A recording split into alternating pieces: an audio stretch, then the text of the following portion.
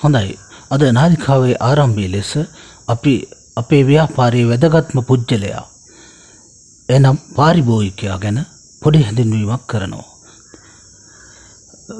පාරිභෝගිකයා යනු කවුරෙක්ද? ඒ තමයි ඔබගේ ව්‍යාපාරයේ සිටින වැදගත්ම පුජ්‍යලයා. එසේනම් අපි ඔවුන්ට ගරු කළ යුතුයි. ඒ සඳහා අපි වදන් කිහිපයක් අද මේ අවස්ථාවේ දෙනවා. ඉතාම ආචාරශීලීව පිළිගන්න. ඔහුට සර් මැඩම් යනුවෙන් ආමන්ත්‍රණය කරන්න. ඔහුට හිතවත් වතෙක් වෙන්න. ඔහුගේ භාණ්ඩය තෝරා ගැනීමට උදව් වන්න. ඔහු ව්‍යාපාර භූමියෙන් ඉවත් වෙනකම් ඔහුට සහාය දෙන්න. ඔහු අපේ ව්‍යාපාරික භූමියට ඇතුළුණු පසු ඔහුට දෙන ලද සේවාව මත තමයි ඔහු නැවත අපගේ ව්‍යාපාරයට පැමිණෙන්නේ.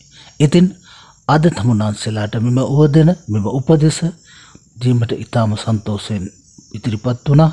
නැවත අපි ඔබ හා එක්වෙමු. බොහොම ස්තුතියි අප හා රැඳුණාට.